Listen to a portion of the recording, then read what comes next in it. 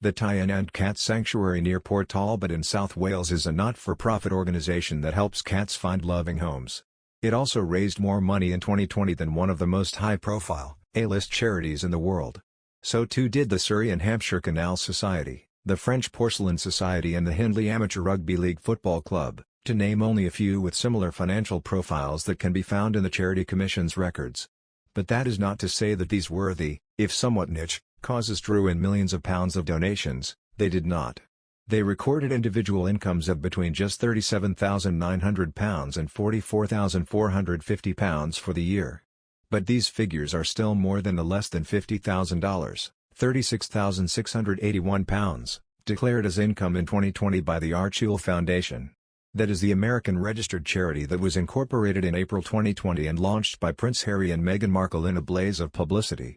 The Archewell Foundation is described on its own website as an impact-driven non-profit created by the Duke and Duchess of Sussex. Our core purpose is to uplift and unite communities, local and global, online and offline, one act of compassion at a time.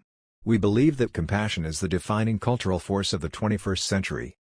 Under the legal terms of Archewell's incorporation, it must be transparent and focus on directing funds to existing charities and projects instead of starting its own.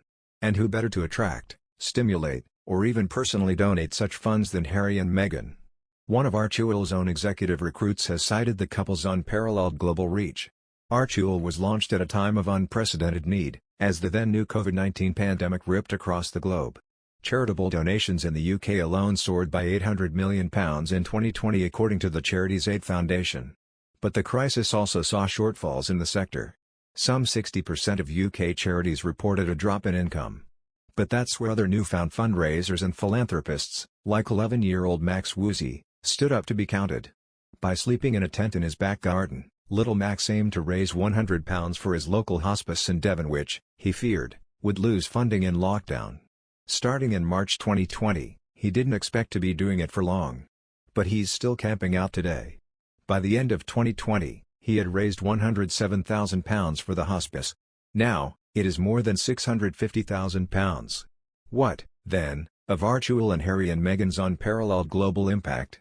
Between June 2020 and June 2021, the Sussexes' previous, UK-based charity, which had to change its name from Sussex Royal to the MWX Foundation in 2020 after the couple stepped down from royal duties and ceased to be entitled to use the royal epithet, spent more than £42,000 in legal fees as part of its closure process. The two charities collectively spent more on legal fees than they raised in profitable donations.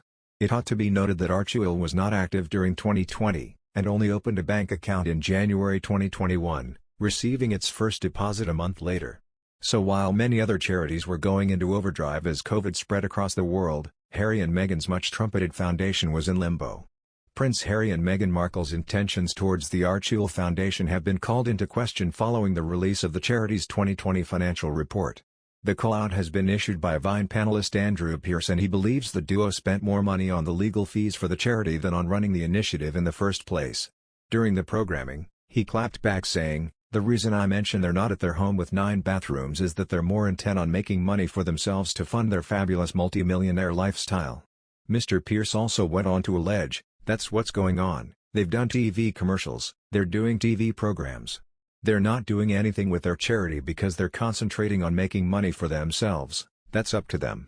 That's their priority. So they thought about that when they launched that charity in such a blaze of publicity.